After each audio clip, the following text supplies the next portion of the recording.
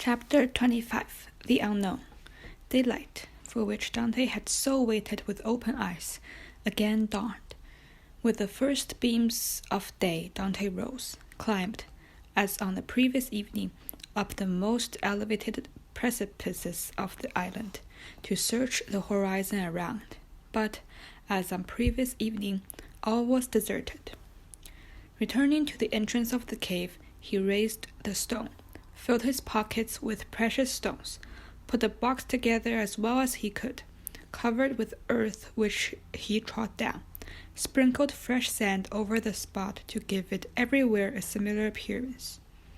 Then, quitting the grotto, he replaced the stone, heaping on it large, small rocks, filling the interstices with earth, into which he planted wild myrtle and flowering thorn. Then, carefully watering these new plantations, he scrupulously effaced every trace of footmark and impatiently awaited the return of his companions. To wait at Monte Cristo for the purpose of watching, as a dragon watches a useless treasure, over the most incalculable riches that had thus fallen into his possession, satisfied not the cravings of his heart, which yearned to return to dwell among mankind, and to assume the rank, power, and influence which wealth, the first and greatest force at the disposal of men, alone can bestow. On the sixth day, the smugglers returned. From a distance, Dante recognized the cut and manner of sailing of La Jeune Amélie, and dragging her himself, like wounded Philoctetes, toward the landing place, he met his companions with an assurance that, although considerably better, he still suffered.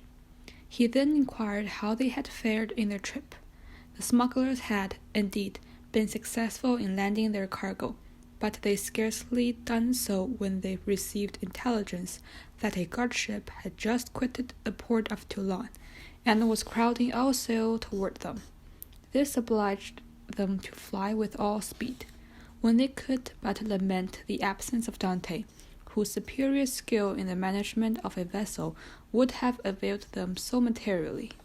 In fact, the chasing vessel had almost overtaken them when night came on, and, by doubling the Cape of Corsica, they eluded pursuit. Upon the whole, however, the trip had been sufficiently successful, while the crew, and particularly Jacopo, expressed regrets that Dante, not having been with them so as to be an equal share with themselves in the profits, amounting to no less a sum than 50 piastres each.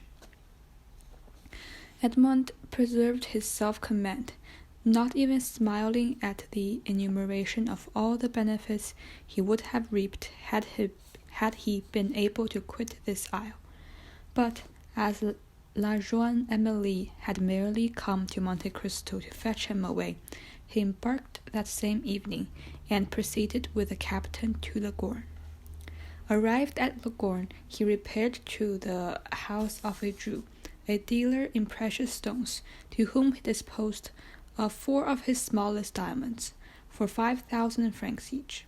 The Jew might have asked how a sailor became possessor of such objects, but he took good care not to do so, and he made 1,000 francs on each. The following day, Dante presented Jacopo with an entirely new vessel, accompanying the gift by 100 piastres, that he might provide himself with a crew, upon conditions of his going to Marseille for the purpose of inquiring after an old man named Louis Dante, residing in the Allée de Mayenne, and also a young female called Mercedes, an inhabitant of the Catalan village. Jacopo could scarcely believe his senses, but Dante told him that he had merely been a sailor from whim, because his family did not allow him the money necessary for his support, but that on his arrival at Lagorne he had come into possession of a large fortune, left him by an uncle, whose sole heir he was.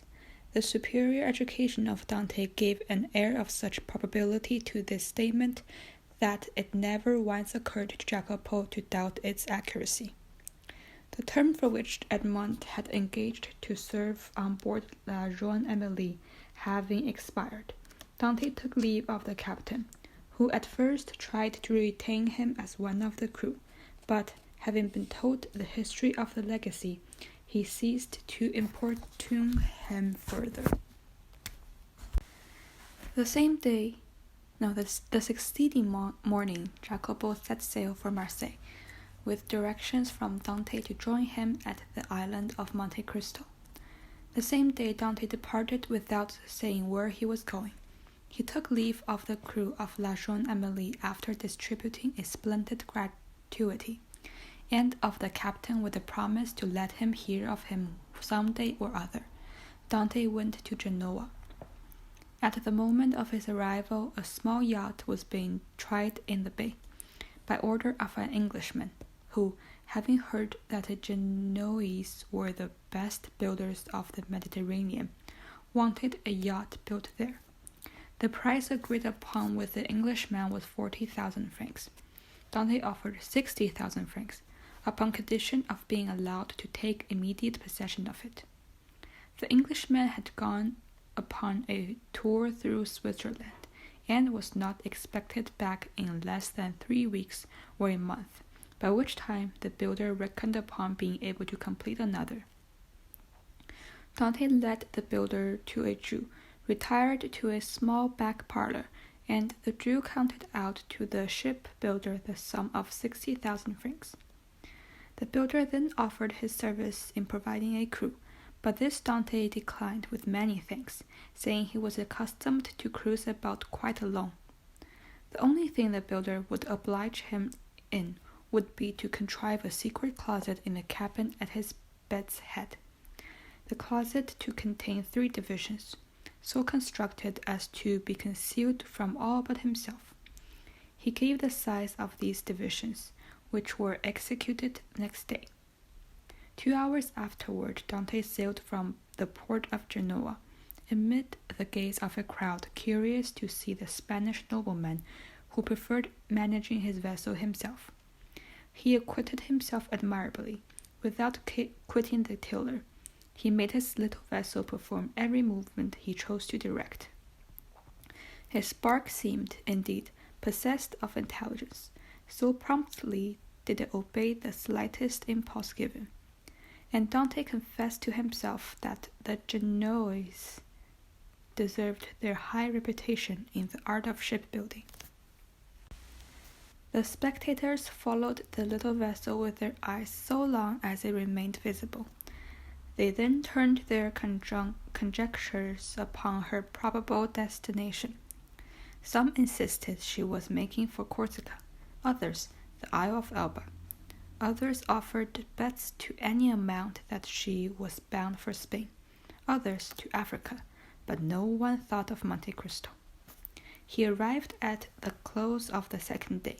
His bark had proved herself a first-class sailor, and had come the distance from Genoa in 35 hours. Dante had carefully noted the general appearance of the shore, and, instead of landing at the usual place, he dropped anchor in the little creek. The isle was utterly deserted. No one seemed to have landed since he left it. His treasure was just as he had left it. On the following morning he commenced the removal of his riches, and deposited it in the secret compartments of his hidden closet. A week passed by.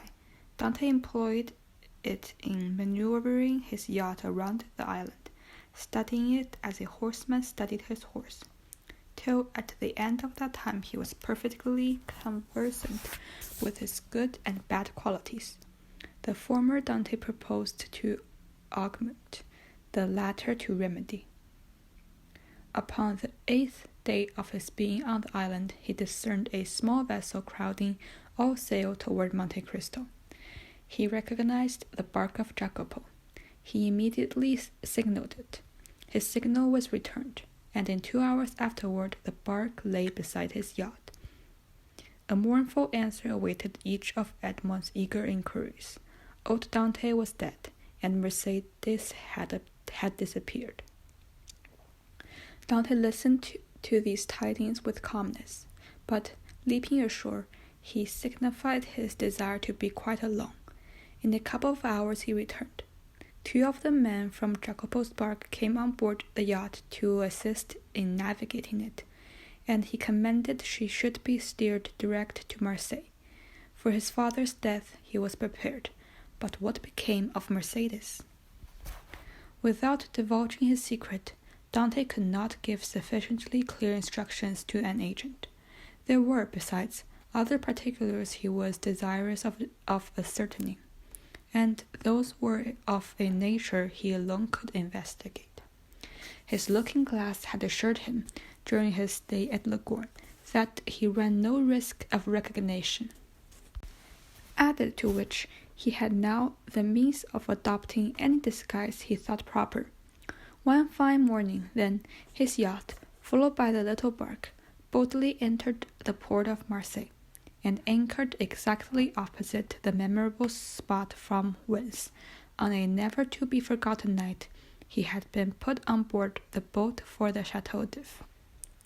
Dante could not view without a shudder the gendarme who accompanied the health officers, but with that perfect self-possession he had acquired, Dante presented an English passport he had obtained at Leghorn, and by means of this document, found no difficulty in landing. The first object that attracted the attention of Dante as he landed on the Cannebiere was one of the crew belonging to the Pharaon. This man had served under him, and furnished a sure test of the challenge in his appearance.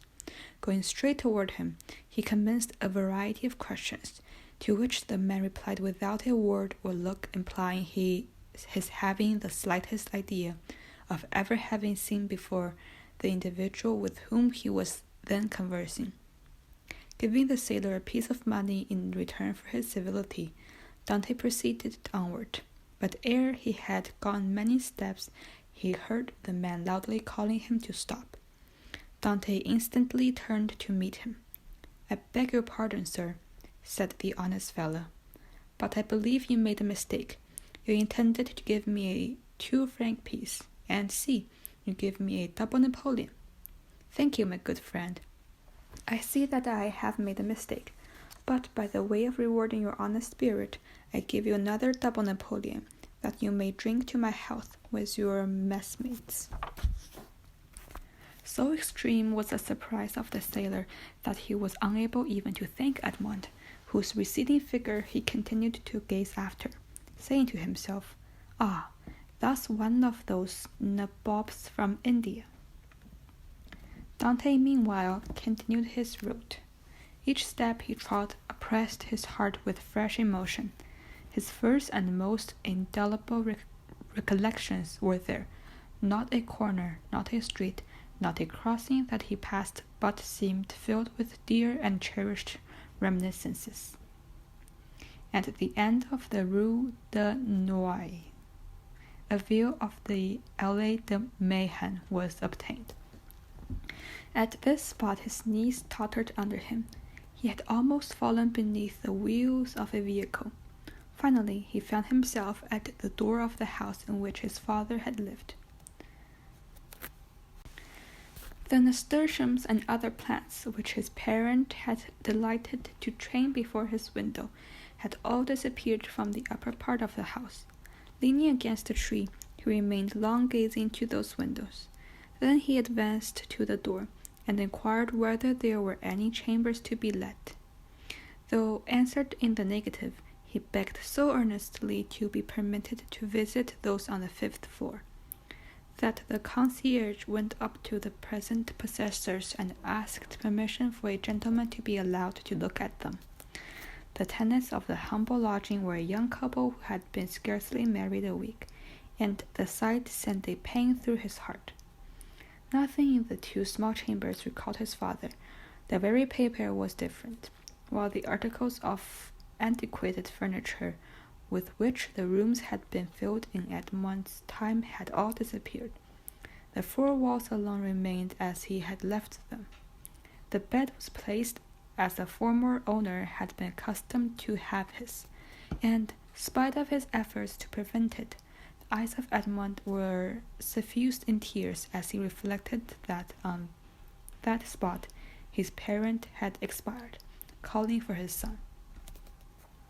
The young couple gazed with astonishment at the sight of their visitor's emotion, and the large tears which streamed down his immovable features, but they felt the sacredness of his grief, and kindly refrained from questioning him as to its cause, while with instinctive delicacy they left him to indulge his sorrow alone. When he withdrew from the scene of his painful recollections, they both accompanied him downstairs, telling him that he would come again whenever he pleased, and that their poor dwelling should ever be open to him. As Edmund passed the floor of similar rooms on the 4th floor, he paused to inquire whether Cadrose the tailor still dwelt there, but he received for reply that the man in question had got into difficulties, and at the present time kept a small inn on the route from Bellegarde to Beaucaire.